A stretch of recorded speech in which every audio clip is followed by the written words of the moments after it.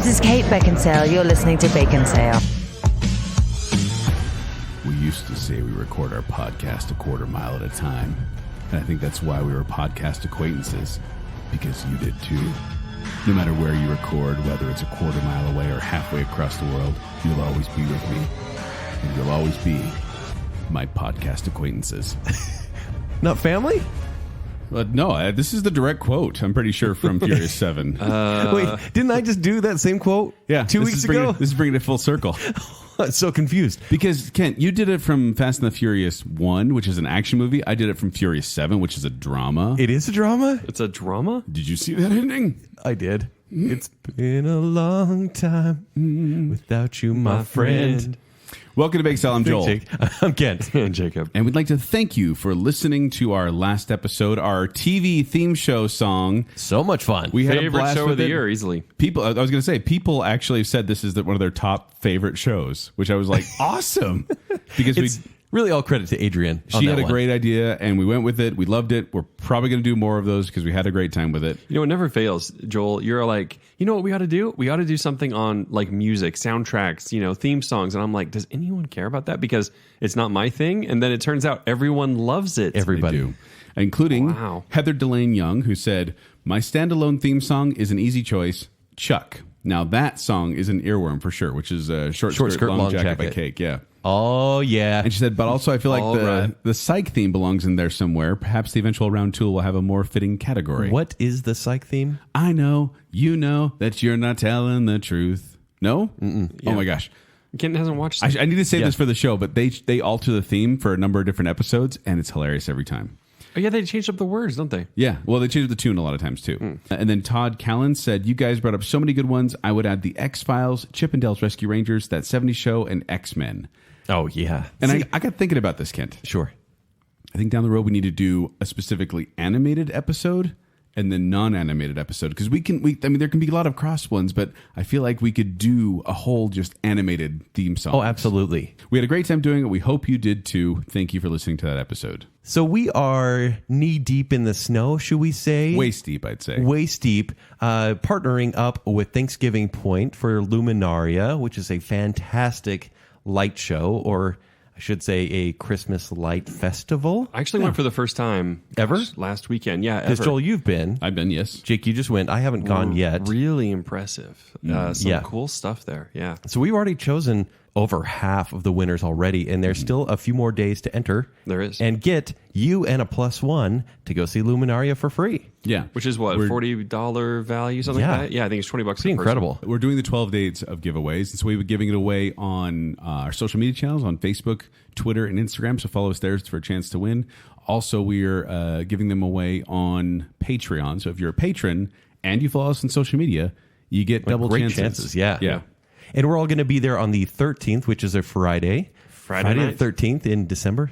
Should be creepy. Maybe it's kind of perfect for Baconsale. I was just going to say, it feels very appropriate for Baconsale. Yeah. Yeah, if you can come that day, great. And if you can't, go any day you choose. Any day you like. And we definitely highly recommend you going and attending this event at any point that you can. But if you can win free tickets, that's the way to do it. It really is.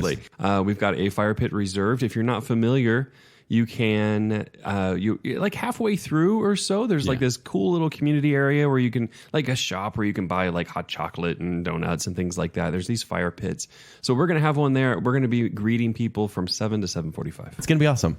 So thank you to Thanksgiving Point again. Yeah, thanks for partnering with us, Thanksgiving Point. It's really cool and a great way to give you listeners a cool free experience. But that's not what we're talking about today. What are we talking about today, Jacob? Today we are wrapping up the Decade Dance. Say it like you mean it, Jacob. Decade Dance. Decade Dance. Decade Dance. Whoa, take it easy. That's what that was like a minor key. That's what Jacob did. Finally. Initially. Yeah, put your heart into it, Busted Jake. it out. Yeah. We'll get there. Will we? So we here at the end of 2019, we want to take a look back at the past decade of films. We've done horror, we've done comedy, we've done action. And now it's time for Drama.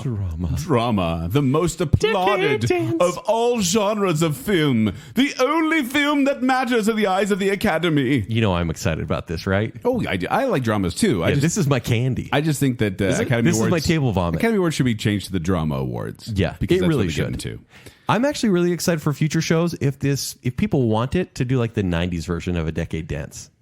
Like, wouldn't that be great? That could be fun. That Yeah. would be fun. That would be fun. So, Is there drama in all of these movies, though? Is that kind of the idea? Yeah. There's been fuzzy lines this whole time. Yeah. I mean, Furious 7, drama.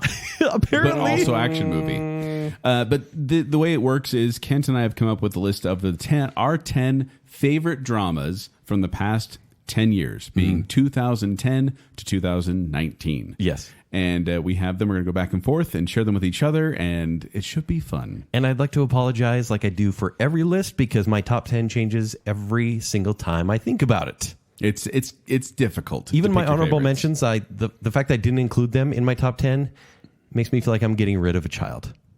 Sophie's Choice.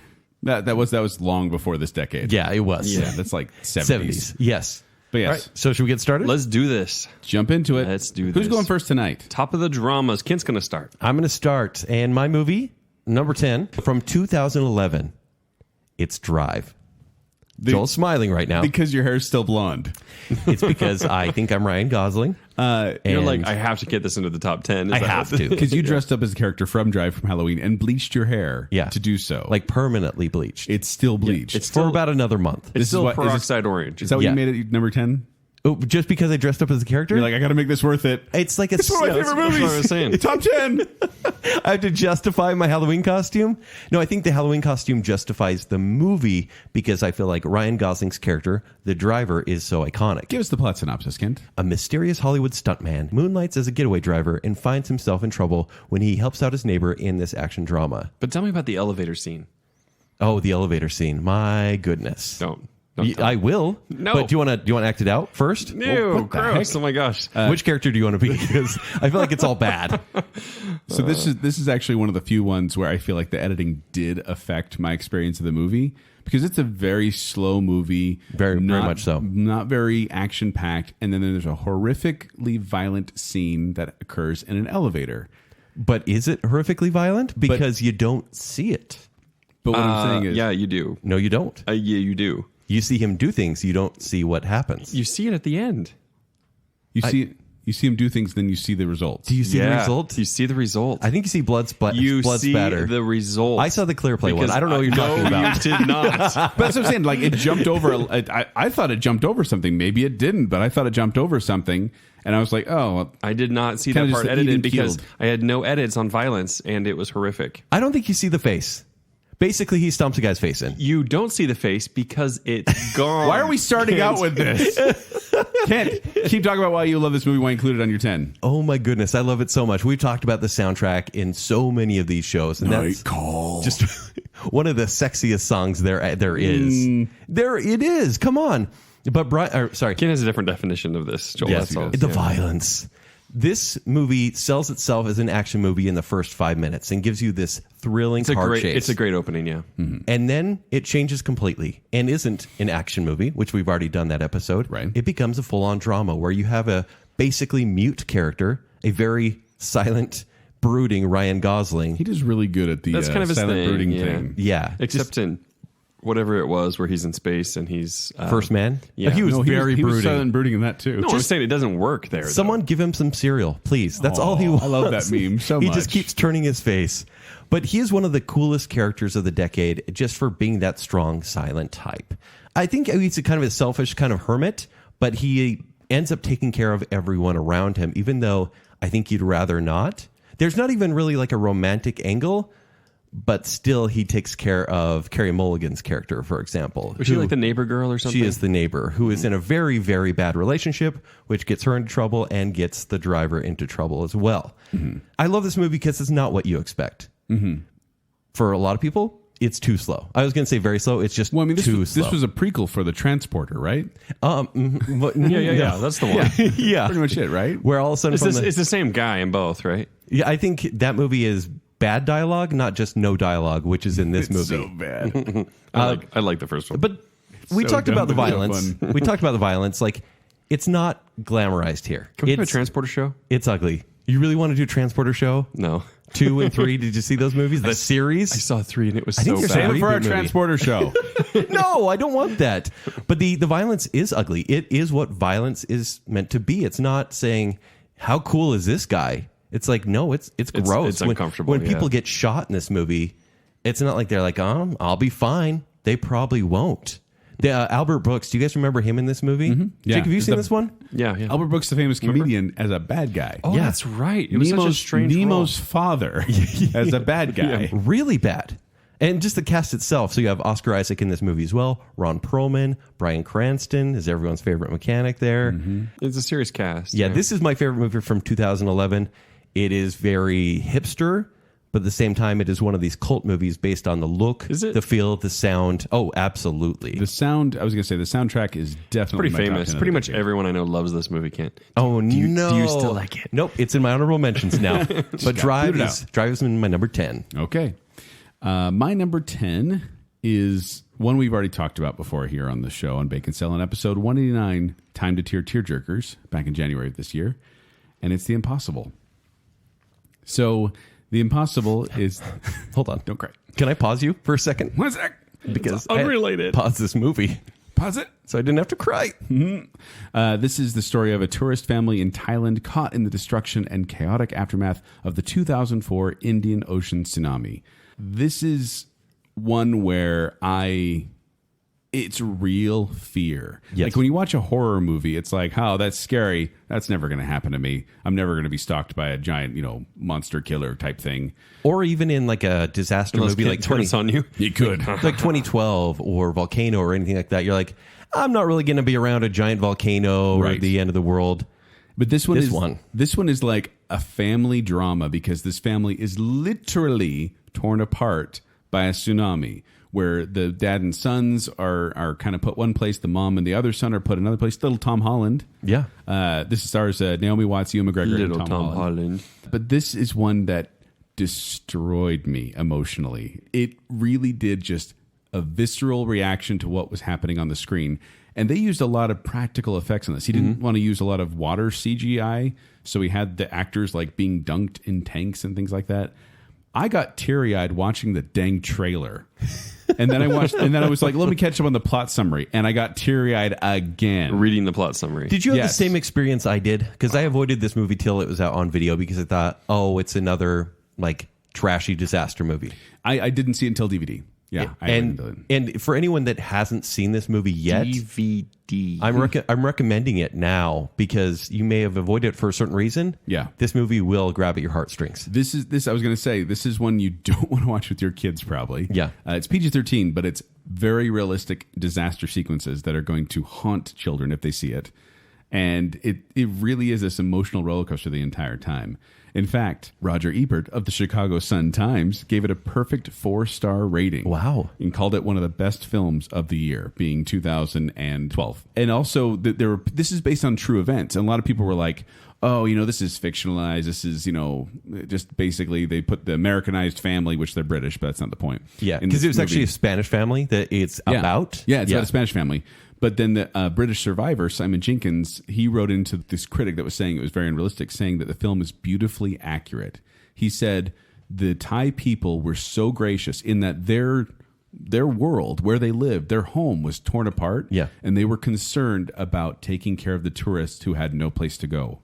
And I Yeah. was like, that just seems so beautiful to me. These People tourists stepping who up for rely it. on technology and all of a sudden are in some country they don't know Yep. and not with their family. Yeah. Yeah, that's crazy. And it is Harrowing. heart-wrenching. Yes. But also, I want to say this, that it's also uplifting. So don't expect you're going to be like destroyed for the whole time. There's good things that happen too, but it's a good reminder of what's really important in the world when you watch this movie. So It's a good reminder that I actually had tear ducts Yes. that worked. yes.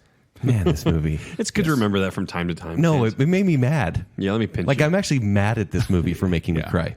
Speaking of Kent's tear ducts, Uh-oh, Never-Ending Story? That came out so long ago, Joel. I'm going to jump to my number 9. And Kent, I want you to contain yourself, young man. Am I going to punch you or hug you?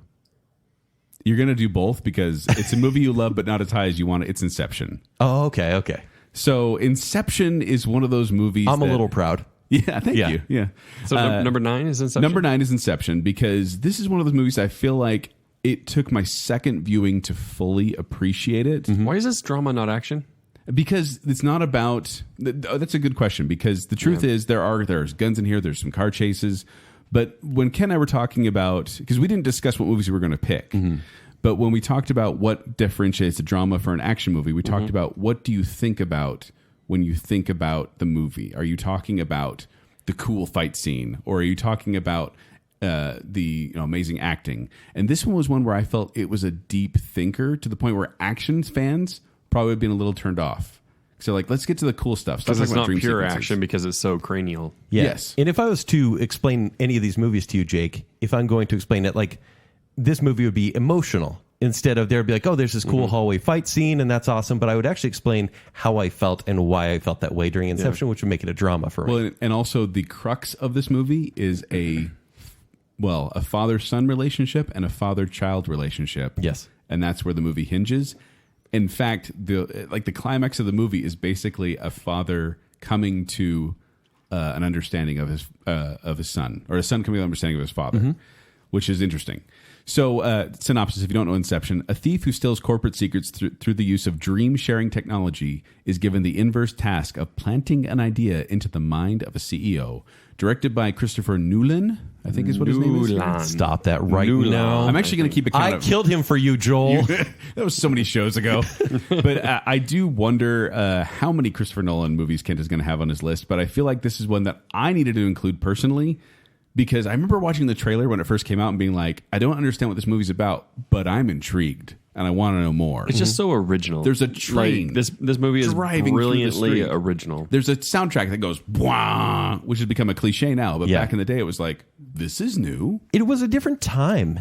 In the 2000s, Nolan had made a name for himself through Batman Begins, and then Prestige came out, which not as many people saw, but still regarded as a great movie. Yep. And then you have The Dark Knight, which everyone saw. But even after that, they were kind of like, Warner Brothers would give him a blank check. Inception came out, and people were like, doesn't really look like my thing. And I'm like, hasn't he proven himself by now? And that was at the beginning of the decade. Well, Inception had a Knight- gigantic opening, though. Huge. Well, in Dark Knight was Especially for an original IP. Yeah. Well, he wrote this movie after he did Insomnia, which I actually really enjoy as well. But he presented this idea to Warner Brothers, about a universe where it's dream stealers, and it was a horror movie. And he had this idea that he wanted to do, and they weren't really interested in it until he did The Dark Knight, and that was his punch. Where like, you can do whatever you want, Christopher Nolan. He's like, here's I wanna money. do this movie. Make a I want movie. to do this movie. Well, it sounds like you went a different direction as well. And this was a deep thinking drama based off an original story with no built-in audience, no associated franchise, and it was the 4th highest grossing film of 2010. Well, they marketed it so well. They really did. Trailers were amazing. Yeah, the trailers were perfect. The only things that beat it were Toy Story 3, Alice in Wonderland, and Deathly Hallows Part 1. Well, which are all better movies, obviously. So. Which are all existing franchises. So I thought it was so impressive. And then it won 4 Academy Awards, nominated for 4 more. And Hans Zimmer's score is fantastic. Yeah, so good. Obviously, because people still use that in like everything. It's still interesting to it's me not even how Hans Zimmer, even it's Hans Mind Zimmer. Heist. Yeah. Isn't Hans Zimmer? how but- broadly approachable the movie is. Yeah. Because it's work. Like, Do you really think it's approachable?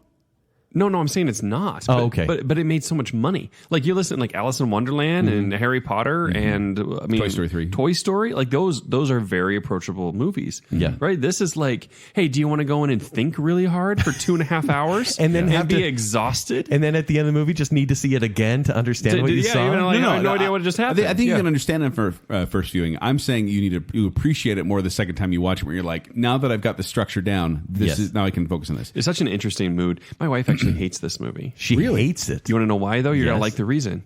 Is she hates movies that actually like connect and make her feel something. And so She's the isn't that cinema? anti-me. yeah, she's like, oh my gosh, no, get that away from me. I don't want it to actually affect me. I just want to be entertained. And so she's like, we oh need to no, have a I hate talk. that thing. Like, yeah. Well, and I just want to bring up one more thing about this movie, which I'm sure that Ken's going to bring it up again. Keep going. Honestly, we could dedicate the rest of the time to this. We'll save it for a Christopher Nolan show. No, please. But the reason I That's wanted to never bring gonna I happen. got so excited. one of the reasons that this one made my top 10 versus any other Christopher Nolan movie coming out in the last decade is that this one, maybe because of the concept of the movie, has implanted itself into society there. Mm-hmm. where you'll see like I remember there was a picture of a pizza with bagel bites on it and it says pizzaception. Yes. Or there's a cat that I saw that has a markings on its back that looks like another cat on its back. And it's like catception. Yeah. Everyone puts ception at the end of things when it's like thing instead of a thing instead of a thing. You could spin a top and you would think of it as Inception. Yeah. Like it's taken that It's had icon. an effect. It yes. made an people are impact always on spinning society. tops. Yeah. I am. Everywhere I go, I see people spinning tops.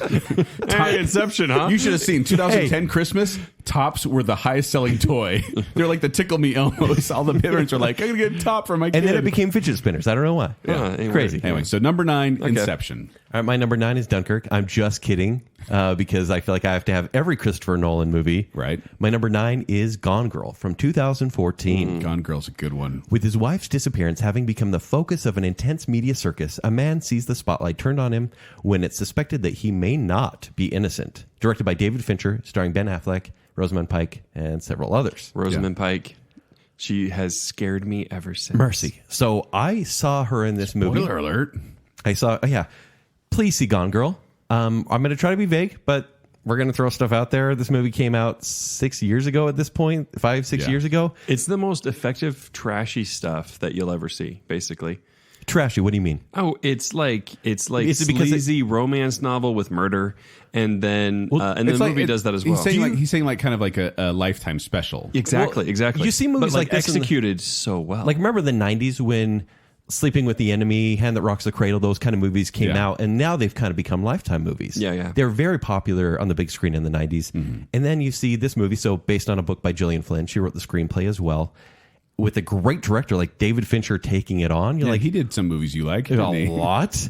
And you're like, why would you do something so pulpy? Mm-hmm. Yeah, but the way he made it so pulpy and so fictiony is masterful. Oh, it is. There is a scene in there where I literally like put my hand over my mouth. Like that literally may have been the scene happened. that Claire Play jumped over. I'm like, oh, I like literally covered my mouth. Like, oh my God. This is definitely one that kept me guessing the whole time. The opening, and I'm sorry, this is going to get a little, I'm not going to say anything inappropriate or family unfriendly, but the opening monologue from Ben Affleck as he's staring at the back of his wife's head. Do you remember this? Oh, yeah. He says, and she's resting on his chest, and he says, this is in bed. They're sleeping. When I think of my wife, I always think of the back of her head. I picture cracking her lovely skull, unspooling her brain, trying to get answers. The primal questions of a marriage. What are you thinking? How are you feeling? What have we done to each other? What will we do? And you're going, you're a terrible dude, Ben Affleck, which may be true, Ben Affleck. Do you like how I'm talking to him? It was actually perfect timing for him, perfect timing. Because he was all like not very liked. Yes. Which was exactly the perception in the movie. The role is perfect for him. Yeah. And then you see Rosamund Pike,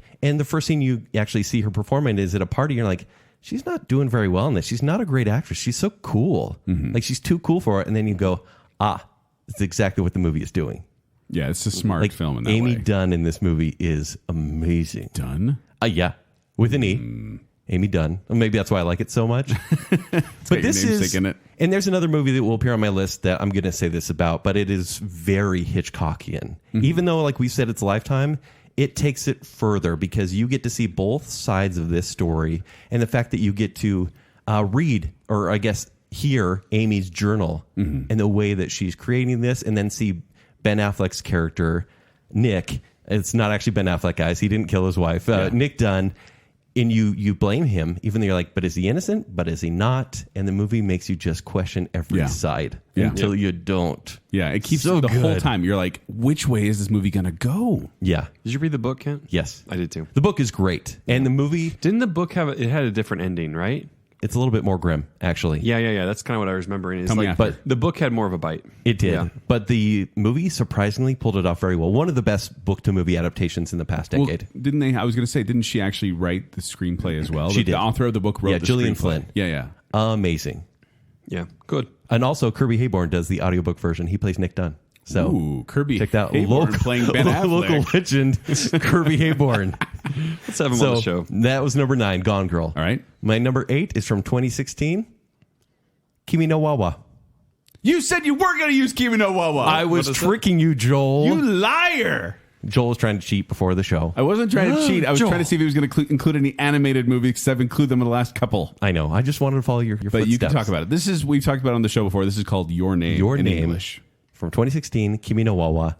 Two strangers find themselves linked in a bizarre way. When a connection forms, will distance be the only thing to keep them apart?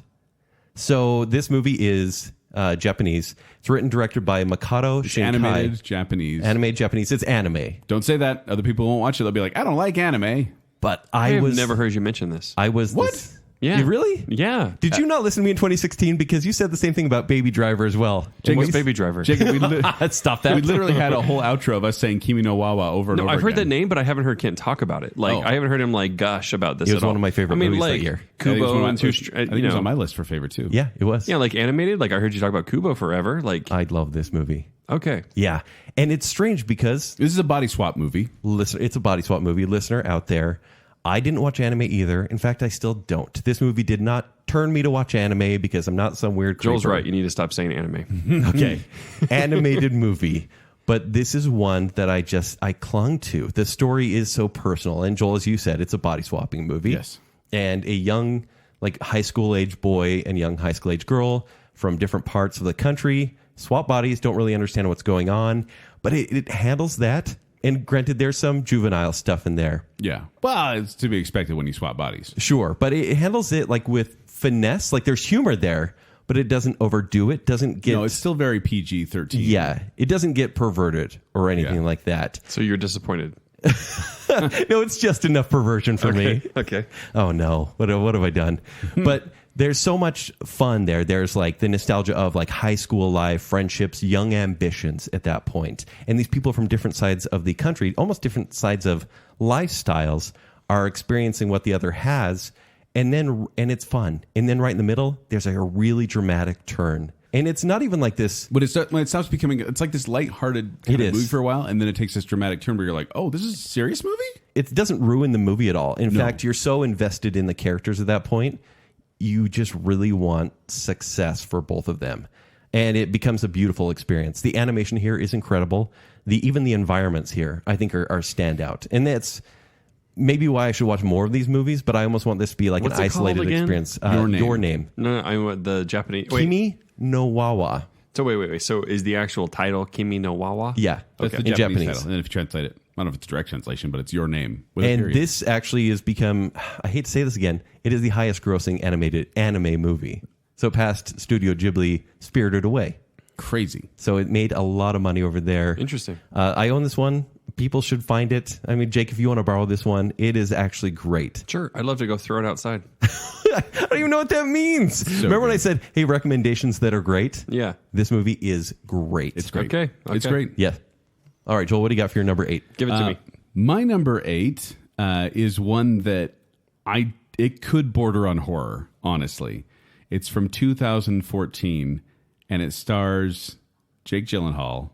It's Nightcrawler. Oh, I'm so glad you're mentioning this. So, Like one of the best or one of your favorites? Like, is there a difference here? Because seeing you like actually like enjoy this movie, that seems hard to imagine. The thing is, I enjoyed this movie because what it did... Okay, let me give the synopsis. When Louis Bloom, a con man desperate for work, muscles into the world of LA crime journalism, he blurs the line between observer and participant to become the star of his own story. Directed by Dan Gilroy, who did Roman J. Israel Esquire. Starring Denzel Washington. Starring Jake Gyllenhaal, Rene Russo, Bill Paxton. This movie was one where I didn't really know what to expect because there was no guy with blue fur that could teleport. From Nightcrawler? Okay, Nightcrawler. sure. But Jake Gyllenhaal, right at the beginning, he does some stuff that you're just like, this guy's not normal. And then as he goes along, he is so realistically terrifying. And he's your protagonist. He's the guy you're following this whole time. Yes. He's an anti-hero. But it's scary because it could happen. Because it just kind of takes the world and just heightens it just a little bit. That's the whole thing, is that it makes it real. It's like it takes a guy that's like, okay, he's a little weird, but he's a real character, and then If you want to win the lottery, you got to make the money to buy the ticket. then it's like suddenly horrific. Yeah. Well, and it also exposed me to this world I didn't know existed. They're called stringers or video vultures, night crawlers. They're called. That's one of the reasons the name of the movie. But it's these people who will sit around with police scanners, waiting to hear about tragedy striking, so they can go there and film it and then sell it to a news station. And they gross. And this exists. This exists. This really exists. Yeah, it's gross anyway. And they but have then, the tagline, if it bleeds, it leads. Because they want to see the horrific things that happen. And this movie, I mean, basically, stringers are not abnormal. Like Peter Parker at the Daily Bugle was a stringer. Yeah. He would get pictures of Spider-Man, gives it the paper. He's not an actual employee. He just freelances.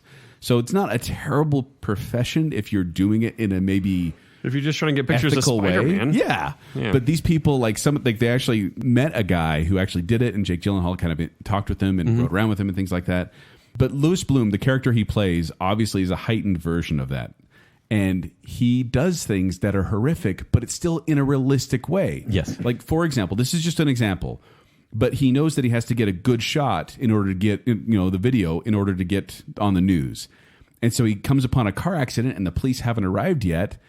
And so he takes the body and moves it to another location so he can get a better shot. He frames the shot. And it's just like, who does that? Yeah. Don't do that. And obviously it gets more and more crazy as the movie goes along. But this movie just shows how blind ambition and using people as pawns to get to where you want to be is devastating for everyone involved. I still remember, and like a lot of the times with movies and things and anything really, like you forget maybe sometimes the details, but you remember how you felt. Yes. Like the scene in the restaurant. I was just going to say that with Rene Russo. Yes. Yeah. And holy cow. When Chilling.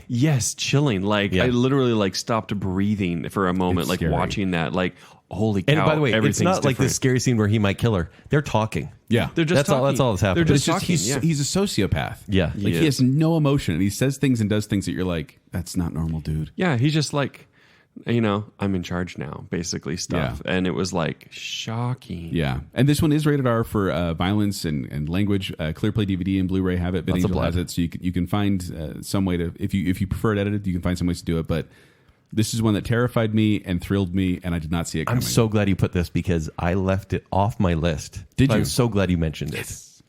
All right. So we're moving on to our number 7. Yep. My number 7 was up for Best Picture, did not win. And I do feel like Kent may not agree with this one.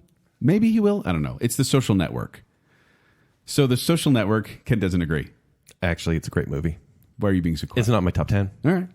So The Social Network is one that I kind of forgot how much I liked it until I went back and read my review about it. Now, The Social Network is about Mark Zuckerberg creating Facebook. Or did he? It could have been the Winklevoss. It's obviously a fictionalized version of what happened. Maybe a little elaborative in some parts. Directed by David Fincher, who actually did Gone Girl, as we mentioned, Seven, Zodiac, and some movie called Fight Club. You stop that right now. Fight Club. I'm so mad at you. And it's written by Aaron Sorkin. If you don't know who that is, he's got dialogue that's just amazing. That's what he does. So David Fincher at the helm with directing, Aaron Sorkin at the writing. There's a reason. Trent Reznor, Atticus Ross doing the score. Exactly. I was going to bring that up. That there's a reason this movie is great, and it's because of all these different people involved. Even Jesse Eisenberg, the way he plays this character of Mark Zuckerberg in this. Andrew Garfield. Maybe I have a thing for sociopaths. This is my second sociopathic pick in a row. Uh-oh. But it's funny because it reminded me that there was a time when posting your social media online was a novel idea. Yes. Like you watch this movie and it's like, yeah, wait a minute, this is a new concept. People didn't know what everyone else was doing at every time of the day. Yeah. This was based on a book, The Accidental Billionaires. It received 8 nominations, including Best Picture, Best Director, Best Actor, and the score. Jeez, it had that many? Yeah. I don't remember that. As good as King's Speech was, I believe this one deserved the Best Picture. This one Over did King's Speech, huh? because it fit the time. Because this is time when kind of social media was building up, and yes, the Facebook. Yeah, because now you're Justin Timberlake. No, Why don't you just call it Facebook? Because they do call it the Facebook. See, your mom was right when she calls it the Facebook. That's what it was originally called. But this was when it was still in favor and even growing. And nowadays it may have fallen out of favor. But really, you watch this and you're like, this is a well-crafted You're film. right. Both protagonists in these movies you shouldn't root for. No. But you still have to follow. Yeah, I'm really interested to see what's next. It's Because all everything this sociopaths. guy says, thankfully to Aaron Sorkin, but in the court, as they're sitting there with the lawyers and everything, and the things that Mark Zuckerberg says in these scenes that Jesse Eisenberg And that's- portrays. Aaron Sorkin is writing. so it makes it sharp. epic. Yeah. In fact, and then Trent Reznor's score, like they're literally just rowing a boat on a river, and Trent Reznor's score, you're just like, yeah, this is awesome. But it's funny too because I read a stat here that said that a blog that does informational stuff rated this as 76.1% accurate when compared to real life events. 76? That's what they said. 76. That's actually really accurate. Yeah, but obviously Compared to Mark most like Zuckerberg- based on a true story movies. Mark Zuckerberg's like, yeah, it's all fictionalized. And Andrew Garfield's character, I can't remember his name right now, Eduardo, Yes. something. He's Brazilian. But he also said, it's all fictionalized. But people were like, no, it's kind of got a lot going on for it. Because Mark Zuckerberg is rewriting history as we speak. Yeah. Probably. Yeah. Quentin Tarantino, by the way, listed The Social Network as one of his favorite 20 movies of the year, only second to Toy Story 3. Oh, that's so sweet. I know. He has a heart. Tarantino being like, I love Toy Story 3. Because it buzzes feet. Oh, gross. Yeah. Yeah, that's it. Yeah, but that's my number 7, Social Network. If you haven't seen it, give it a shot. It's PG-13. Pretty quick watch. Quick watch. I didn't Really mean quick, watch. really lighthearted. I mean, pretty entertaining watch. It's not too heavy. It's actually just very interesting. All right, my number 7 is from 2016. It's Arrival. Ooh, that's a good one. A linguist works with the military to communicate with alien life forms after 12 mysterious spacecraft appear around the world.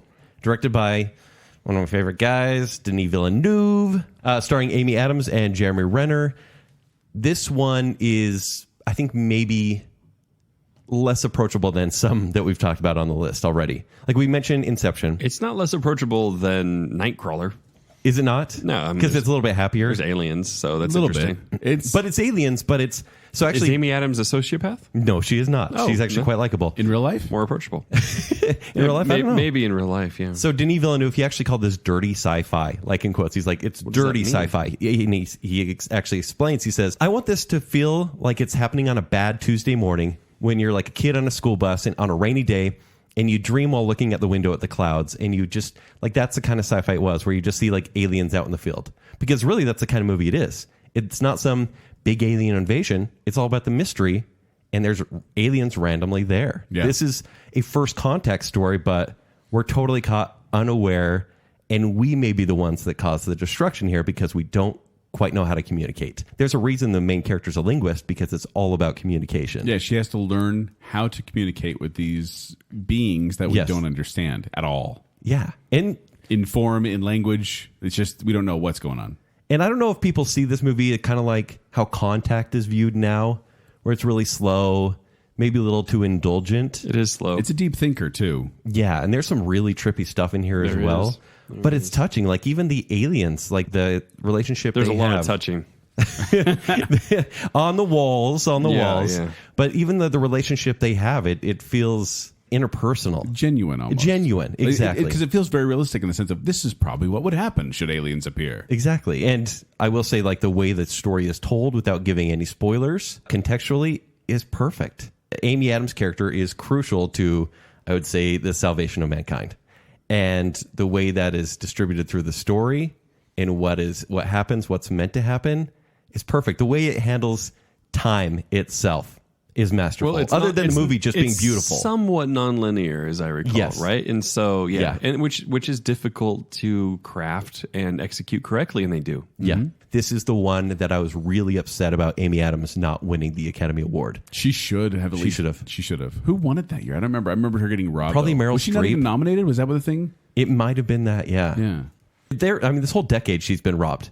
And so in my quote, my original review, it says, the originality may turn off general audiences, but if you enjoy deliberate and introspective experiences, Arrival is the movie you've been waiting for.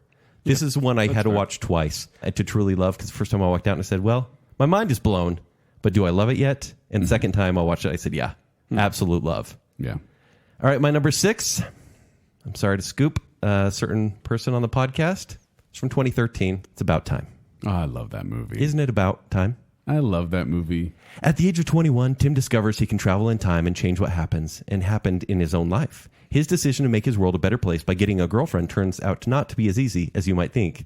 It's a very interesting synopsis for what happens in the movie. And we've talked about this on Tearjerkers. I think we talked about it on Time Travel. Yeah, like every other week. We've talked to this on a couple times on Pretty Baconsale. much, yeah. This is written and directed by Richard Curtis. And here's why I love so many dramas, because the director puts so much effort into it that they are often the writer as well. Yeah. It's like they're written, produced, and directed by this person. And About Time does lean more comedic drama than like scary drama or dark Yeah. drama. This is definitely a lighthearted drama. Well, it's got real tears involved here. It does. So if you were to explain this movie to someone, would you say, oh my gosh, that was so funny? No.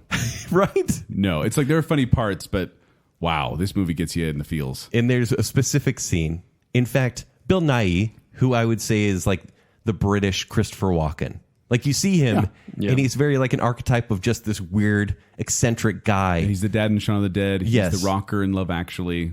Right, but in this movie, he brought me to Davy Jones tears. from Pirates. Yes, he is. But the emotional aspect of this movie, it just rings so true. It does. And it's a time travel movie. So it's like sci-fi, comedy, very, very British. It's all over.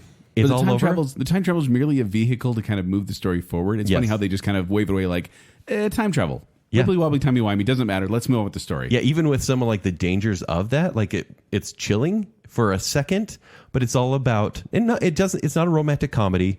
It's a love story. It's a family story. And that's why it's so great. And Donald Gleason, like he is this affable and approachable lead. He feels approachable as the viewer. You know, as someone that needs a girlfriend or someone that just wants to make his life work. You're like, yeah, I believe he couldn't get a girlfriend. I'm like, I see him and I go, I'd be that guy. I'd be reversing time like crazy. Yeah. And then you're like, oh, yeah. And now you're with. Except for I'd go back and get Rachel- Margot Robbie a few times. Yeah. Because No, that's the thing is he gets Margot Robbie's Yeah. in this movie. Rachel McAdams, he's in, what's that movie with the bunny?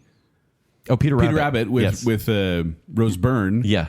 I mean, this guy, he gets all the beautiful ladies. Yeah. But I will say, like, in a story about going back in time, it shows life progressing for better and sometimes for worse and then for better. So it's back in time, but also moving forward through life. This is a beautiful story.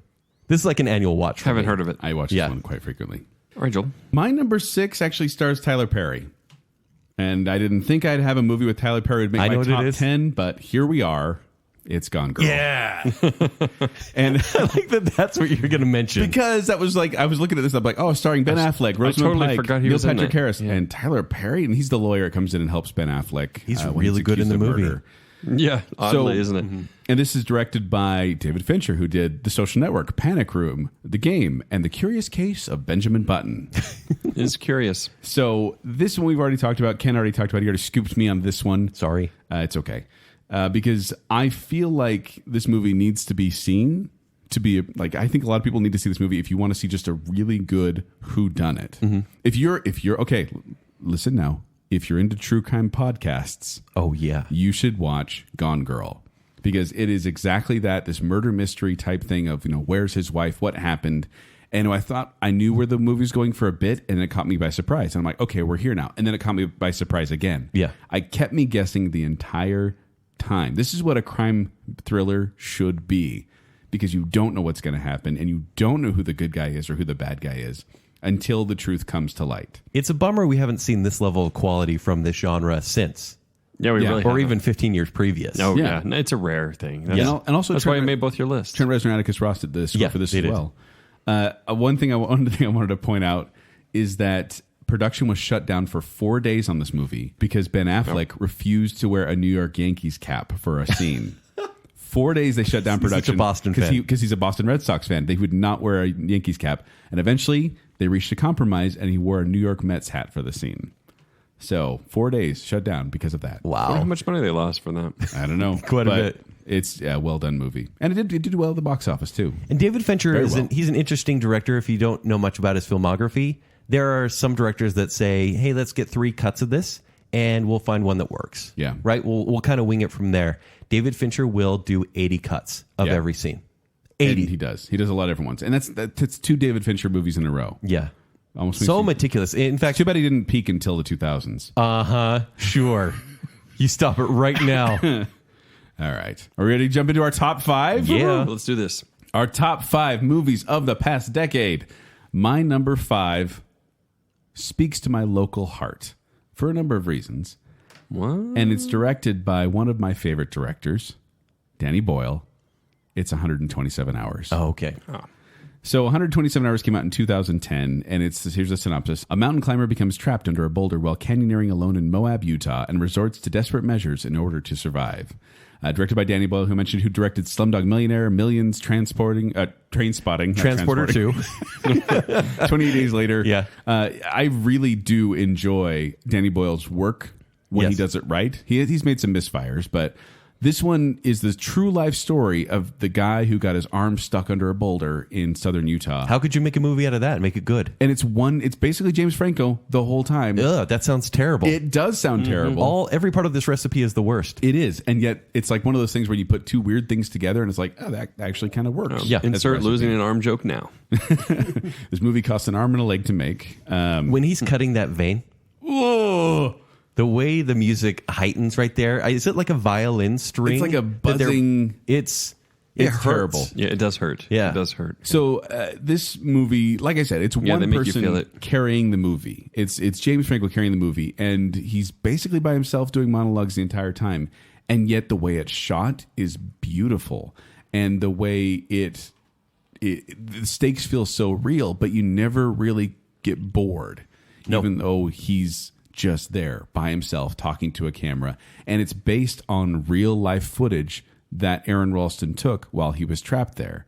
In fact, Aaron Ralston said, aside from a few things they changed at the beginning just to kind of, give him a little more character, he said, this is so factually accurate that it is as close to being a documentary as you can and still be a fictionalized drama. He's like, but I'm more handsome than James Franco. He may think that. Yeah, it doesn't take much. Nominated for 6 Academy Awards, including Best Actor for Franco and Best Picture. I actually owned this one. Cillian Murphy actually was going to be, he was their first choice. Oh, okay. For, That seems like a weird Aaron Ralston. choice. I thought that could be watchable too. It would have been a different movie. Yeah, very different movie. And then You're like, he's up to something bad. yeah. He's going to cut someone else's arm off. But Yeah, obviously, exactly. and this is going to get not unfamily and friendly, but a little graphic because there's obviously a scene where he has to show himself cutting off his arm. Yeah. And they made this arm through fiberglass and steel bone, silicone and fibrous muscles and tendons, functional veins and arteries, What? and translucent silicone layer of skin with subcutaneous silicone fat layer. Yikes. They made this arm. That's awesome. That They're is practical effects. That's crazy. great. Yeah. And they said that people on the set were getting ill by watching him do this scene. And then obviously people in theaters, there were a number of news stories that came out of people getting sick by watching the scene because it is horrifying because they make you feel as if you're on it. And I actually had a friend who worked on this shoot as well, but and he talked about some experiences there. But I wanted to say that this movie is also surprisingly hopeful. Yes. And even though it's horrific what happens, in the end, you feel uplifted when it's over. And it's a story of hope and survival and the human spirit. It's one you need to see if you haven't already. And it is obviously, for a graphic arm chopping scene and some language, but it's on ClearPlay DVD if you want it a little bit edited. Because really, it's just you jump over one or two things and it's squeaky. But I feel like you almost have to watch the arm scene to really get the full effect. I'm not saying cut that part. Yeah. Don't cut that off. Cut it out. Oh, no. Yeah. Oh, dear. That's my number 5, though. 127 Hours by Danny Boyle. Ooh. My number 5 is from 2014. I'm really sticking right in the middle of the decade. There's not a lot of recent movies I'm on doing my a lot list. of early ones, I'm noticing. So 2014, Well, because you know what's going to stick around at that point. yeah. It's true. It's Whiplash. Yeah. Wait. Yes? Damien Chazelle. Yes. Wasn't your last movie? Written and directed by Damien Wasn't Chazelle. your last movie Damien Chazelle? Nope, it wasn't. That was about time. Oh, it was Denis Villeneuve. That's what I was thinking of. Yeah, that's right. A promising young drummer enrolls at a cutthroat music conservatory where his dreams of greatness are mentored by an instructor who will stop at nothing to realize a student's potential. Starring Miles Teller and J.K. Simmons in a role that won him the Oscar for J.K. Simmons, that is. And should. Were you Should. rushing or were you dragging? Were you rushing or were you dragging? I watched that and I go, wait. What if he was asking me? What would I say? Yeah, that's what you do. He was rushing. right? He was I would rushing. take a symbol to the head is what would happen. And you would. This movie, so it was a Sundance movie. It was actually one of the lowest grossing movies ever to be nominated for the Academy Award for Best Picture. Really? Yeah, How and I'm low? actually Do we have the surprised numbers? it got nominated. I don't have the numbers because Box did seem Office like a Mojo strange is the one. worst now. Oh, it is. But They it, got bought out Box Office Mojo got bought out by IMDb Pro. So now all the Really? information's behind a paywall. You can't get box office numbers from Box Office Mojo anymore. I know there goes a lot of our That Baconsale research. Yeah. But Somebody else will do it. This one made money. This was a Sundance winner for Best Audience Score and Best Critical Score. And I saw this one a few months after that and was blown away. It gave me so many headaches. And for me, that is a beautiful experience. Stress headaches? Stress headaches. Yeah. Because that final 10 minutes, which is the best scene of the movie, it's about 10 minutes of a music performance. Did you see that coming? No, I really didn't. It surprised me. And I'll tell you this, Jacob, terrified me. Oh. That's like worst nightmare stuff coming true. I was like, nah, he's up to something. And so then when it happened, I'm like, okay, Yes, yeah. but up to something that, sure, that's a movie trope, but the way he doesn't stop playing that song, Yeah, that was great. where you're like, okay, it's been long enough, quit drumming, we get it, a drum solo, but he keeps going. It's actually 7 minutes of him playing that final drum solo. Wow. And That's a while. it's painful, but it's beautiful Most drum at the same solos time. are. Yeah. Oh, poor drummers At out there. concerts, you're like, wrong. all right, let's get back to the song, buddy. So Damien Chazelle, he made this movie. So he shot, edited it, and submitted it into Sundance in 10 weeks. Think about that. Wow. 10 weeks for a movie. Oh. Yeah, and it became, He did this? Yes, he did this. Shot, edited. and sent it in. He wrote it too, right? Yes, he And wrote directed. it. Yeah. Isn't that crazy? How many people were helping him with that? Holy cow. Well, it's a low budget feature, so not a lot actually. So actually, when very Miles impressive. Teller, who plays drums, and he was playing for about 80% of the scenes, Good for him. but they had someone for the more intense scenes, obviously a real professional, come in. Right. But Damien Chazelle wouldn't yell cut when Miles Teller was playing so hard that his hands were bleeding. He would not yell cut to get the actual pain That's a good on director. camera. Isn't that kind of mean? That's a little mean. But at the same time, He's a little like J.K. Simmons' character. yeah, he's like, you have to keep drumming till you exhaust yourself. Man, this movie made me care about things that I never thought I would. Like jazz music, I hated before this movie. I just didn't understand. Hated is the wrong word. I didn't understand or care to venture into. And then also like bands, the college band experience. Now it kind of weren't in fascinates band? me. No, I was in choir, but I did have a choir teacher similar to this. But the whole experience of having a professor push you so hard, like to the point of finding the next great one. J.K. Simmons' character, he seems like the villain, or is he the hero of the story? So can I say this? This is kind of a Yeah, spoiler, but kind sure. of not. But I was so bugged at this movie when it first started out because I was like, why are they trying to make it seem like this type of teacher is the only type that can push you to your greatness? He's not a hero. He's not a hero. Yeah. And then all of a sudden, midway through the movie, I'm like, oh my gosh, he's the villain. He's the villain. And all of a sudden, the whole movie shifted for me, and I was like, this is a well done movie. Or is he the hero? He's the villain. Are you sure? He's a horrible person. And it's actually a great villain story because every great villain needs to actually believe in what they're doing. It can't be like, I want to destroy the world. Like, they need to have a goal that they think can be accomplished. Well, it's just a round character. And so, yes. And to He push lost some weight for the role. to push the character Andrew Fat J.K. Simmons. into greatness, to wait years and years of the best music students there is to find the great one. Kent, I'd say good job on this pick, but that'd be the worst thing I could say to you Those are right two now. worst words in the English language. Great job, Damien Chazelle. This movie is nonstop incredible. Good job, I think, right? Not good job. Come on. My number 4 is about a team of explorers traveling through a wormhole in space in an attempt to ensure humanity's survival. It's Interstellar. Oh, I thought it was Sliders. Sliders. I thought it was Giant Oprah. Dang it. Giant space opera? Yeah, A Giant- Wrinkle in Time? Yeah, Wrinkle Or in as Time. Kate called it, a whisper in the wind or something. A What's it whisper in called? time. That's what it was. There's no whispering because it's giant Opera. Yeah. Sliders. Some whispering. Steak, What? seafood salad. Sliders. We've gone local again. Yeah, really local. This one is written and directed by Christopher Nolan, according to a friend of mine. Oh, yes. Yeah, it stars Matthew McConaughey, Anne Hathaway, just Jessica Chastain. And I could go on about this movie. Mike And you O'Kane. will. And I'm Michael going Caine. to. So we talked a little bit about making the right recipe in this episode already. Right.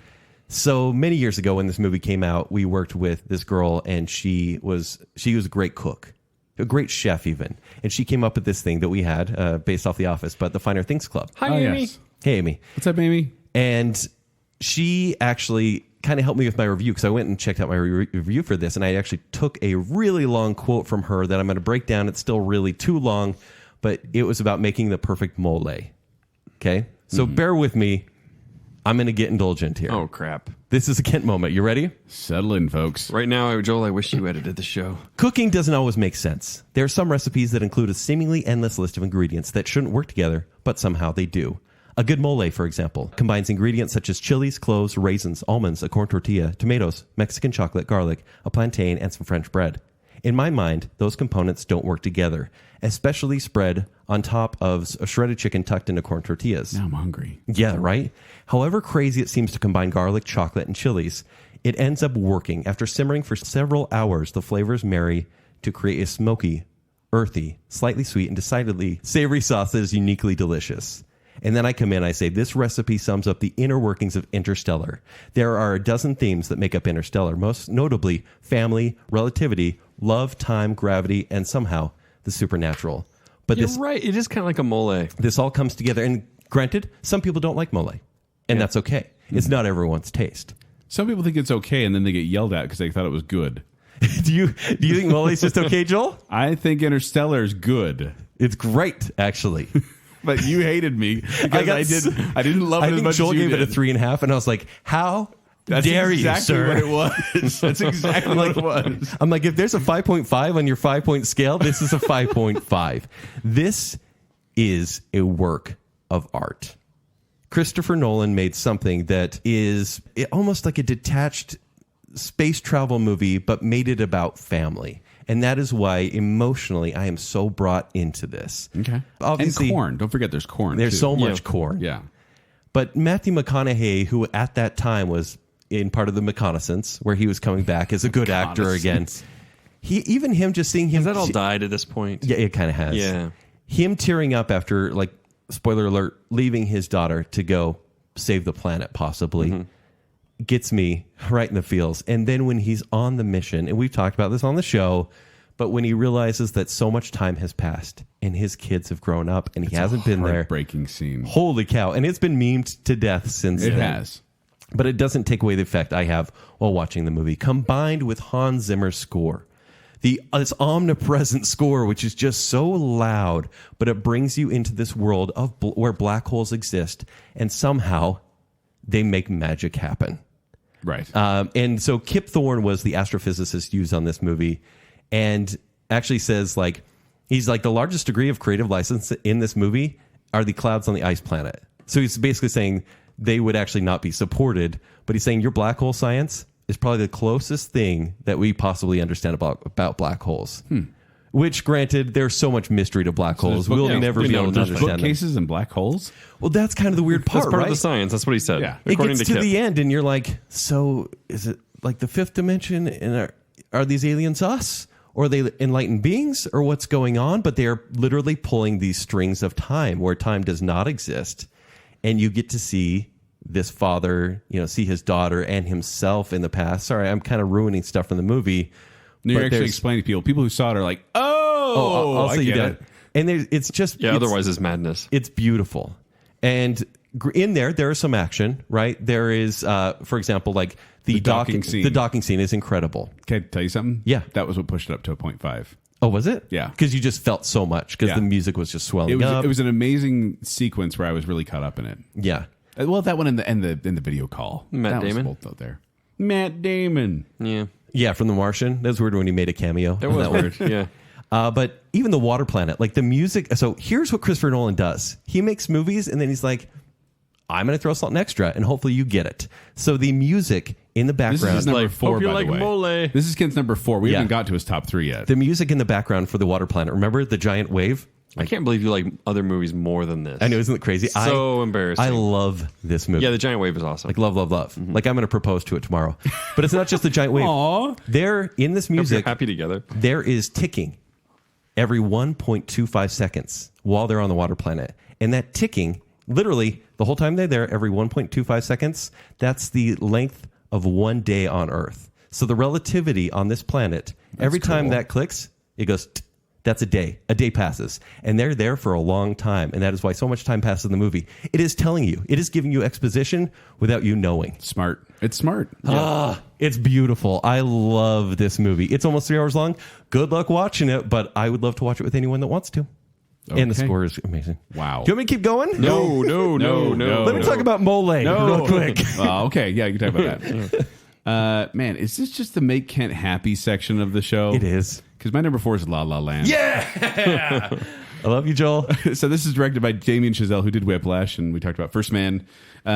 Synopsis: while navigating their careers in Los Angeles, a pianist and an actress fall in love while attempting to reconcile their aspirations for the future. Kent, when is Nolan going to hire Ryan Gosling?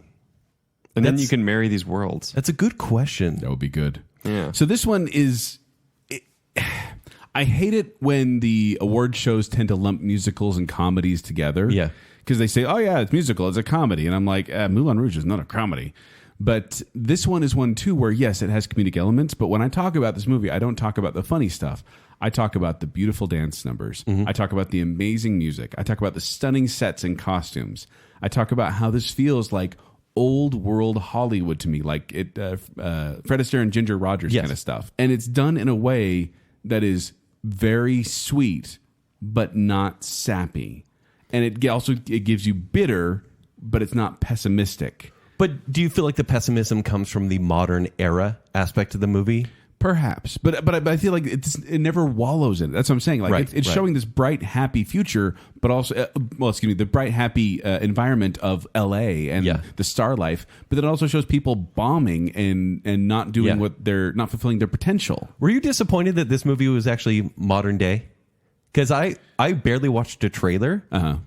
And I was like, oh, it's probably a 60s story. But then when I saw the freeway dance, I was like, oh, it's taking place now. That kind of cheapens it, but it didn't. Which I'd like to say something right now, Ken. Yeah. I thought that was part of its magic, honestly. Is that you said, and I remember you saying this, you said, Joel, you look like you've been working out. And I said, thank you. And then you said, hey, can I buy you lunch sometime in 2019? And I said, sure. And I did finally. No, after that. You said, after I get you your Carl's Jr. that I owe you, I want to get you another lunch. Oh, no. You were really kind. But then you said... Your reaction, and you were talking to me, you were talking to the audience as a whole. You said, your reaction to the first 10 minutes of this movie will tell you if you're going to love it or not. Yes. And 10 minutes in, I was absolutely sold that I was going to love this movie. Mm-hmm. That opening sequence, Another Day of Sun, I've listened to that song probably more than any other soundtrack I've mentioned on this list. That one song. Yeah. Because it just is so well done, and it reminds me of this happy, beautiful opening number. I still listen to it. Like anytime we need to pick me up and to dance a little bit. Yeah. Yeah. Every single number in this movie is great, especially like A Lovely Night. I love that one.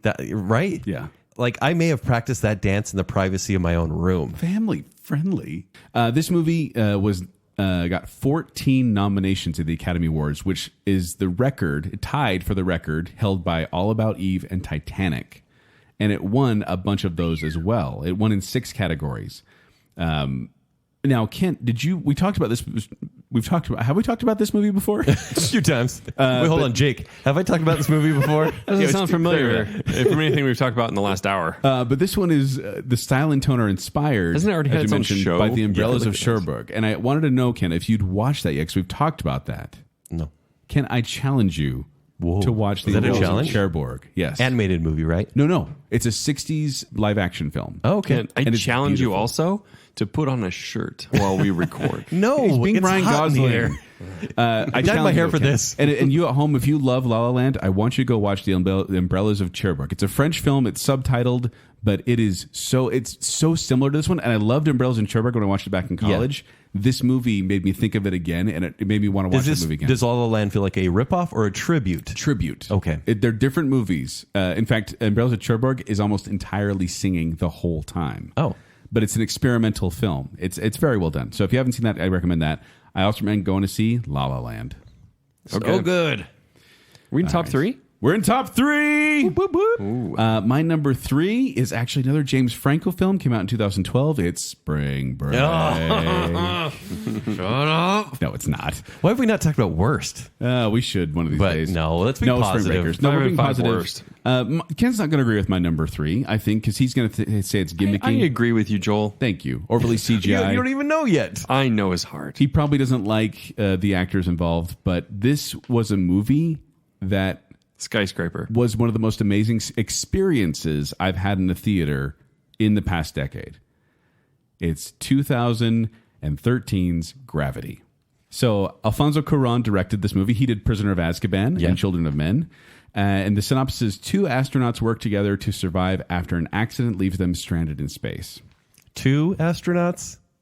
For a time. Mm-hmm. Shh. Until there's 3. Hey, audience, watch movies. Until they make a baby. Starring Sandra Bullock and George Clooney, who would make a beautiful baby. Yeah. Sandra Bullock's baby. But this movie is, a budget of about $100 million, and it made $723 million. Well, it's a freaking masterpiece. And masterpiece. It is. Roger Ebert's corpse. This isn't just a movie. This is an experience. I think that's what he said. He rolled over and he was like, that one. Freaking masterpiece. This movie is an experience Come of back from the sight. dead for this It's one. an experience of sound, and it's an emotional experience. This makes you feel like you are in space instead of just showing you a story in space. Now, granted, I saw this in 3D IMAX, Yeah. and it made a huge difference.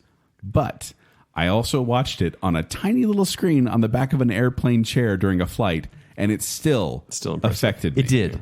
Because I only saw it in the theater and I didn't want to tarnish the experience. So Right. that's where I left it. I do love this movie, but I didn't want to watch it again. You should, because it's still well. And Stephen Price's musical score and the cinematography, it pulls you in. Like there are scenes where I was holding my breath because I was so stressed out of what was going to happen. They spent 3 years doing the visual effects on this movie.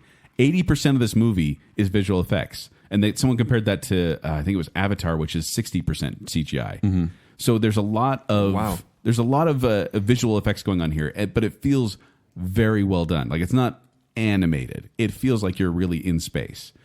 Now, this was the 8th highest grossing film of 2013. It was beaten by Frozen, Iron Man 3, Despicable Me 2, The Hobbit, The Desolation of Smaug, The Hunger Games Catching Fire, Fast and Furious 6, and Monsters University, but it did beat Man of Steel. So, Not my heart. Low bar. I had to bring you down a notch because you're getting a little too happy. Yeah, low bar. 700 million. That's a low bar. It received 10 nominations for the Academy Awards, and it won... Oh, I can't remember how many it won. It got the greatest number of Remember when nominations Minions that year. beat Superman? Oh, it won 7. It won 7 Everything else. Academy Awards, but it did not win Best Picture. In fact, the film is second only to Cabaret to receive the most Academy Awards in its year without winning You Best lost Picture. at 12 Years a Slave, right? Which 12 Years a Slave, good movie. It happened. Well done movie. But I thought the cinematography and the effects and the visual, like the way they were telling the story, Yeah. was so good. Yeah, technically it's better. And There's and probably something else that deserved to win more than either, though, isn't there? I think Gravity is the Gravity was the standout Yeah. that year, if I remember right.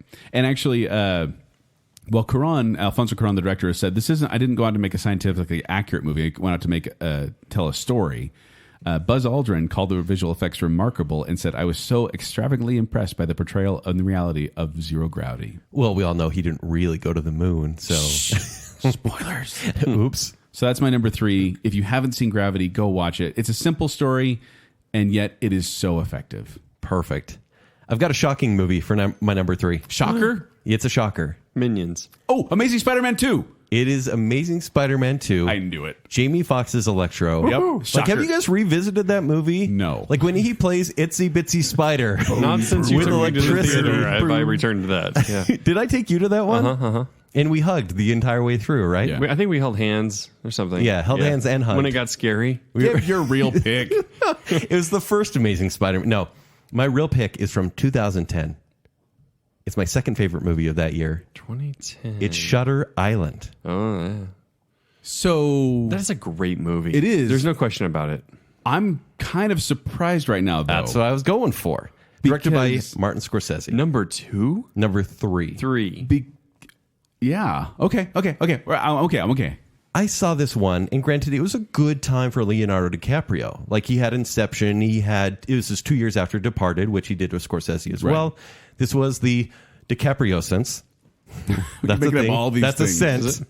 And It's like the Scorsese sense. the Scorsese sense? Yeah. I don't think he ever really went away. Did he? but Okay. No. But I'll read the synopsis first. In 1954, a U.S. Marshal investigates the disappearance of a murderer who escaped from a hospital for the criminally insane. This one is kind of a thriller. It was mind It was bender. billed as a horror film, actually, because That's it's kind an of what insane it is. asylum. Yeah. Kind of. Well, I mean, it's kind of based on a Poe tell. I would say it's Yeah. it's more horror than anything. A thriller, I'd Honestly. say. I don't know if horror. Well, thriller. Okay. I'm with you on thriller. Yeah. I disagree based on who Leonardo DiCaprio's character is and what he goes through. But here's what I'll say, Jacob. Once again, when I talk about this movie, I don't talk about how it scared me. I talk about how it emotionally wrecked me. So Yeah. So it's so uncomfortable the whole time and then shattering. yeah, to me, Yeah. like I was so emotionally invested, like stressed, as you're saying, as Yeah, a thriller. so stressful. And so invested in his character and the mystery and the way it's told that when the truth is revealed, it's like a punch in the stomach. Totally. Like it takes the wind out of you, makes you cry a little bit. a little sick. And then even like the last line in the movie, and I'm being very vague on purpose, it hurts because of how much you love the my character. life. It feels From so quarter mile at a time. unresolved too. Like that's one of the things with the movie when I think back is I still feel unsettled So about much it. that I had to watch this again to kind of view it in a different way. View it after like a twist is revealed and go, well, who do I really believe? What's really happening here? Because you could believe a few different things. But sometimes you just have to be resolved to go for the easiest solution, which hurts. Yeah. And this movie does hurt me quite a bit. Does hurt. Oh, man. And the immaculate framing that Scorsese Why do you is love able the things to that pull. hurt you? It's so weird. Like, that's why I love the dramatic category. Baconsale. Yeah. Hashtag my life. Kent cares. That stars Michael Keaton and Nicole Yeah, Kidman, that movie's right? really sad. That's sad in the too. dramatic category for the 90s. But the framing of this movie is perfect from like the interrogations. This movie's not only like tricking detectives, it's tricking you as the audience. Yeah, and then capturing the mood, like capturing the environment of the insane asylum, the rocky cliffs, the water, the storms around there. This movie is so manipulative to the entire experience, not only to the characters but you. I think this is a masterpiece. It is my second favorite Scorsese movie. Your first being The Departed? Departed. Okay. Yeah, but I love Shutter Island. I honestly can't get enough of it. Okay. So yeah, my number 3. All right. My number 2. Bum bum bum ba dum ba dum bum bum bum bum bum ba dum ba dum bum bum. I love Inception. Yeah, it was in La La Land. We talked enough about this, but I do want to give a few more facts. Please do. Do you? Of course I do. All right, fine. So in Another Day of Sun, it was 109 degrees. And they filmed that over 2 days. Each performer, because they filmed it kind of on the cheap, but they did close down that part of the freeway. There were a lot of visual effects as well. But they had 2 spare sets of costumes, and they just stored the extra one in their cars if they sweat through the other one. And then the choreographer was like, they didn't, usually a choreographer for a big dance number will be like above a camera or something. They didn't want to be caught in the camera. So they were hiding under a car. This woman was under a car. On the asphalt in 190-degree weather. And yelling instructions to the dancers from underneath the car. So she Get wouldn't me be caught. out! Get me out! Like she can't see anything. That doesn't make any sense. You're laying under a car. She's watching their feet. Yeah.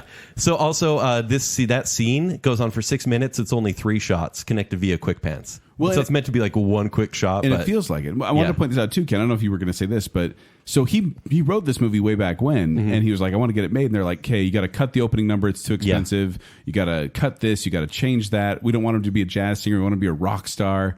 And he said, no, I'm not going to do that. And it wasn't until Whiplash, when he got attention, that once again punched his ticket. And they're like, okay, whatever you want to do. And he's like, I want to do the movie I wanted to do. Okay. Isn't that incredible? For me, the best scene is not Another Day of Sun. I'm not saying it's the best scene. I'm saying that's the scene. It's the scene that grabs you. Yeah, that was when I was like, I'm in. The epilogue is so amazing. And once again, People don't like that. it's a moment that hurts me, but I love it for it.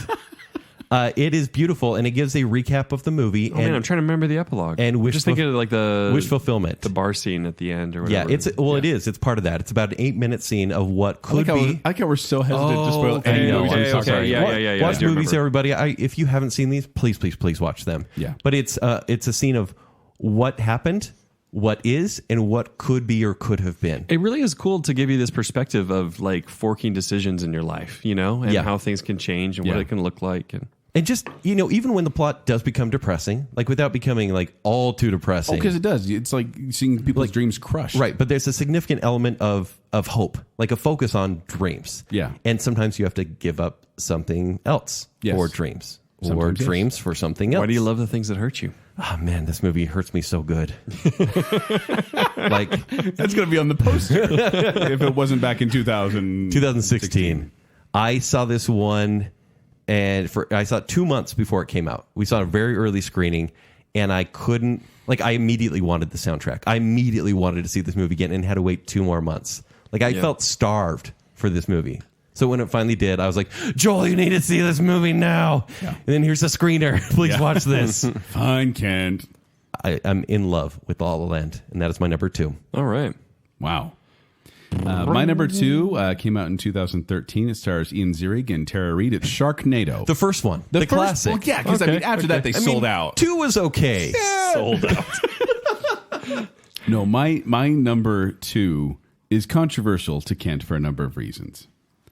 That reason is being Brie Larson, because it's Room. Oh, okay. Yeah. Room, really? So Room was one of those movies that I did not expect to be as engaged as I was. I'm surprised to see you that engaged too. I I love this Of course, movie. then again, you chose Nightcrawler. I And mean, Yeah. she hasn't been that engaged in a movie since then. So Yeah. Yeah. So, okay. So, Room, if you don't know what that is, came out in 2015. Synopsis. Held captive for 7 years in an enclosed space, a woman and her young son finally gain their freedom, allowing the boy to experience the outside world for the first time.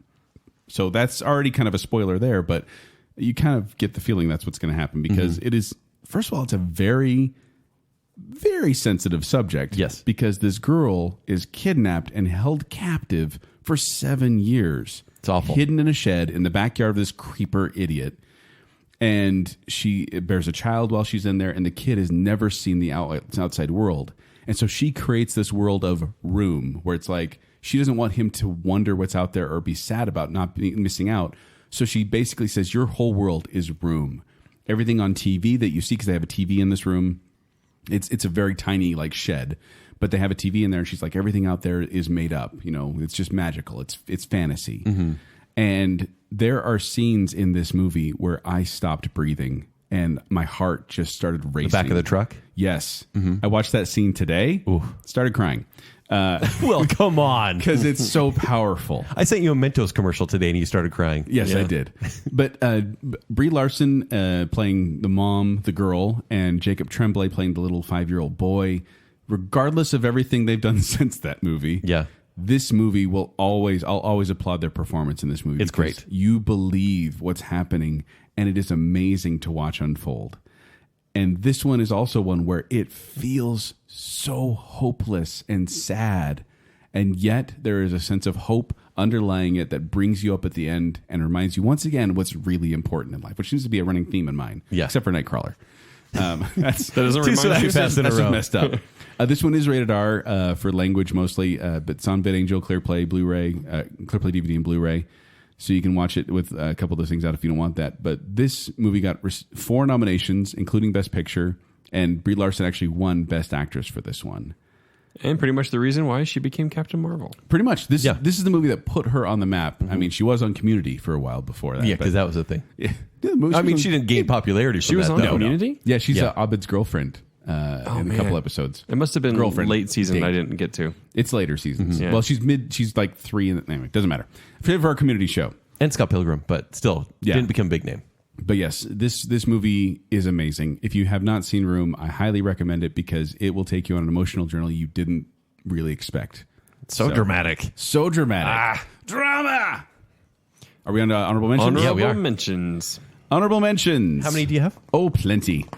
Here we have in 2010, I gave it to Catfish because that's become like commonplace now. People say catfishing because of that documentary. That it's Save it for a it's such documentary. a thriller to me though until the end, and then it's dramatic. Yeah. Yeah. And also Harry Potter's and Deathly Hallows Part 1, 2011, The Help. Oh, did Harry Potter just get some love? They did. For the first time in the Decade Dance. Decade Dance. I did like how the series wrapped up very well. It just got pushed out. I'm sorry, Sam. Also, The Help, The Descendants, Take Shelter, and then Harry Potter and Deathly Hallows Part 2. In 2012, Life of Pi, Looper, Argo.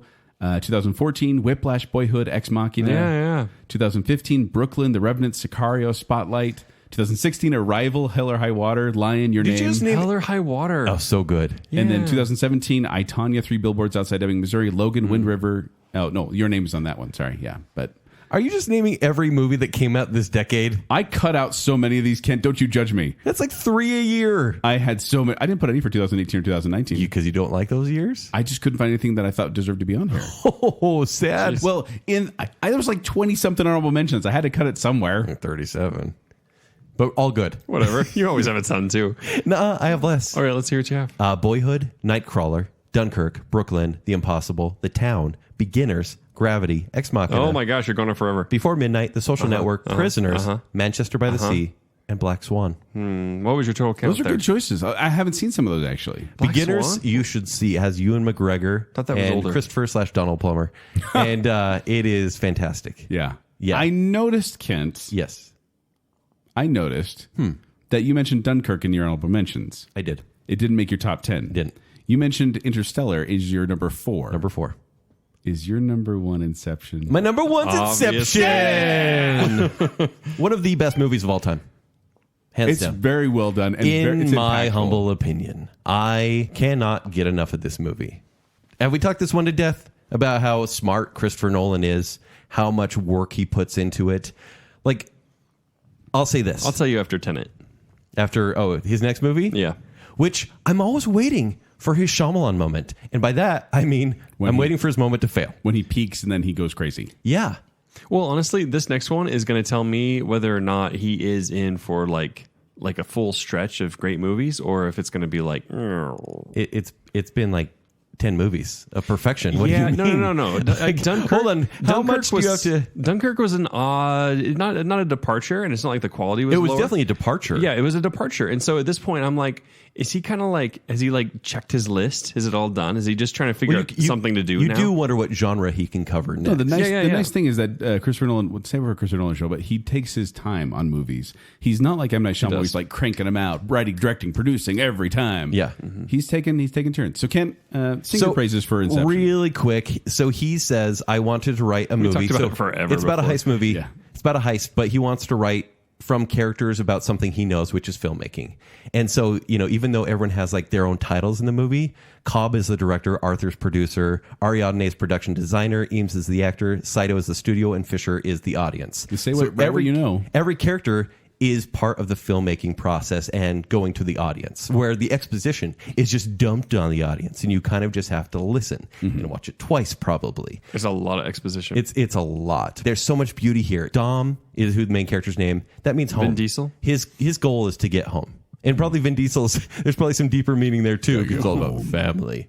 There's like infographics dedicated to the levels of dreams in this movie and who goes where and whose dream is it. What other movie has that kind of meticulous Reddit postings all about it? And that is basically where I live. And he acknowledges, he goes, people may pick this apart because there are things that are implausible, and they may say that's part of a dream in the movie. But honestly, that's how films are. Dreams start right in the middle of a dream. You never really begin a dream. You never say, oh, here I am, I'm dreaming. You start right in the middle of the scene. And that is how so many scenes start in this movie. Like all of a sudden you'll see Leonardo DiCaprio and Ellen Page's character all of a sudden at the cafe. You're like, wait, what just happened? And they're there. And they're in the dream. And he's kind of almost making fun of filmmaking tropes and the way we're used to films and the way that we see dreams and expect them to be portrayed as well. Yeah. And the end of the movie, when the song Time starts playing, and he finally... can I spoil Inception? Sure. I mean... I'll say this. When he finally realizes his goal and gets to see two certain faces, I lose it every time. I mean, that score... cry? I cry. I do. Whoa. I know. Well, With your eyes? No. Actually, my ears start leaking. That's a medical condition. Yeah, you should get that. That feels way more natural, honestly. Does it? Actually, just pull out nose hair, so I cry. I'm like, yep, I'm still crying. But it gets me. I'm human. Pink. Oh. But it is something that every time I watch it, I say, well, was Maul right? What's happening? Is he in the right? But the best part about that, and I was reading up on this today, and I totally agree. The best part about that is it doesn't matter. It doesn't matter if it's real or not, because he doesn't care anymore. He wants that. Yes. He wants his goal that he's been trying for. Right. So, yeah. This is the masterpiece beyond all masterpieces for me. It's very well done. Well done, Christopher Nolan. But it is no... I guess Amen. I better watch it. Stop it. My number one was the end of a saga. The Twilight Saga, Breaking Dawn Part 1. Not Part 2? No! Part 2 is drivel! Part 1. No. Can I guess? Of course you know what it is. It's about time. Of course it's about time. Yes. When you're like, I scooped your number one, I'm like, he did it again. Yeah. Every single one of these decade dances, you've scooped my number one. Decade dance. Decade dance. This one is one I've talked about a number of times on the show before. As I've mentioned, this is an amazing movie. Like I've said this isn't just a love story. This is a life story. This is a movie you're right. that literally changed the way I think about life. Really? Yes, because I mean, there's this whole message at the end where he's talking about how, live your life to enjoy the mundane things and things like that and appreciate the ordinary. Savor it. And just basically love life. And help peanut butter tastes love better to others. you. Yeah, and then all of a sudden it'll become a better life. And I completely agree with that. In fact, Richard Curtis decided to make this movie about how you achieve happiness in ordinary life. And I just related to that so much. And it's funny because this movie was lower rated and lower producing than a lot of other movies that I've mentioned on here. But personally, this one is my best movie of the decade. This is the one I recommended to the most people. This is probably the one I've watched the most. Yeah. This is the one I talk about maybe the most. This is the one when people say, hey, what movie should I watch? And they're looking at my collection. I'm like, if you haven't seen that one, watch that one. Because it will make you laugh. It'll make you cry. And it's got Margot Robbie in it. So It's like the three basic things. Yeah. And Richard Curtis actually said that this was his last film as director. He's going to continue in the film industry. He's still producing and writing, but he said this was his last film as directing. And if it is, good on him. He did write yesterday, but he didn't direct it. He said he'd still write and produce, but he said directing-wise, he's probably done after that. No. So The guy's a legend. I know, but at the same time... By the way, he did Love Actually, Pirate Radio, Four Weddings and a Funeral. Yep. No. But that's the thing is he can still write. He can still participate. But About Time, I don't know if there's ever going to be another movie like it that hits me like that in the feels. Because, dang it, I cry every time I watch this movie. So good. I want to call Right my in the dad and tell him how feels. much I love him. So this is definitely one that I enjoy watching. So there you go. Ugh. Kent, you want to run through your top 10 real quick? Yeah, let's hear it. All right. From 10 to 1, Drive, Gone Girl, Your Name, Kimi no Wawa. That's not your name, but that's the name of the movie. You can call me that. Arrival, About Time, Whiplash, Interstellar, Shutter Island, La La Land, and Inception. So we Not a lot matched of on surprises Inception, La there. La Land, and About Time. Yes. Nice. Is that the most we've matched? Just 3 times? I think on the so, list? yeah. And my 10 are The Impossible, Inception, Nightcrawler, The Social Network, Gone Girl, 127 Hours, La La Land, Gravity, Room, and About Time. Room. Wow. All great movies, by the way. And watch them. When we say drama, this is such a broad category. Some of these are like, oh, heartwarming, loving, and some are like, you're going to feel like crud after this is over. Yeah. But we love the pain, I guess. Gone Girl. You'll never trust anyone again. Yeah. Ever. Nightcrawler. But yeah. Yeah. You're just going to feel icky. Yeah, just stay inside. Want to win the lottery, you got to make money to buy the ticket, Jake. There you go. Yeah. Now, I was going to say, let us know what your favorite dramas are of the past 10 years. Let us know if we missed any that you really enjoy or if we didn't give enough love to those that you enjoy. You can let us know on Facebook, Instagram, or Twitter, where we're still giving out tickets to Thanksgiving Point's Luminaria. So watch out for that. And before we jump off, we'd like to give some shout outs to our patrons, those who support us at patreon.com/Baconsale. Thank you. First of all, with the I Am the Listener category, including Terry Finlay, Stephen Ross, Adrian Gray, Chris Strout, Braden Winterton, Spencer Larson, Crew Dutler, Infendo Radio Steve Peacock, Colton Cook, and Jennifer Kukowski. We appreciate each and every one of you. Also, we want to give some love to our Bacon Council, including Nicole D. Hale, Chris Anderson, Ryan Farron, Mats Mudro, and Reverse Listener. Thank you, patrons, and thank you, listener, for supporting Baconsale. We really you, guys. appreciate it. If you want to find me, though, you can find me at 76Joel on Twitter, or you can find me performing with Quickwits. They perform every Saturday night at the Midvale Performing Arts Center. For more details, go to qwcomedy.com or go to the Quickwits Facebook page. If you want to find me on Twitter or Instagram, it's at Kenny3DD. If you want to read my movie reviews, it's ShowtimeShowdown.com. You can find me on Twitter at Jacob A. Rogers. Find Bacon Sale on Twitter and on Instagram at Bacon Sale.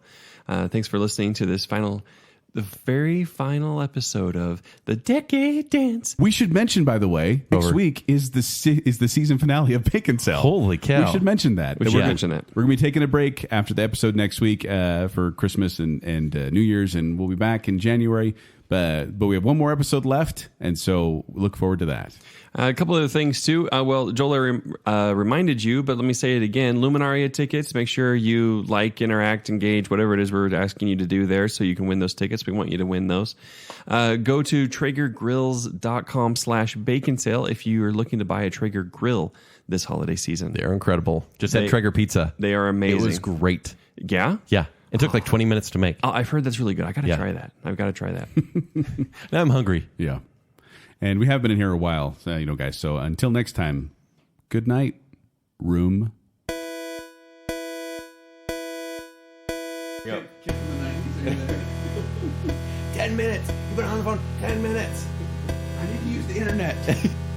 It's been a long time without you, my friend. Without you, my friend. Say it like you mean it, Jacob. Decade dance. Decade dance. Decade dance. Whoa.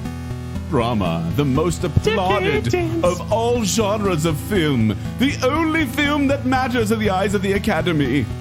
This is my candy. Stuff a rag in it. I think I'm Ryan Gosling. You see the result. I think you see blood You see spatter. the result. I saw the clear play one. Because I don't know what you're talking I know about. I don't think you see the face. Basically, he stomps a guy's face in. You don't see the face because it's gone. Why are we starting out with this? Put a stick in there. Hurry, eat something. Nemo's father as a bad guy. Yeah, really bad.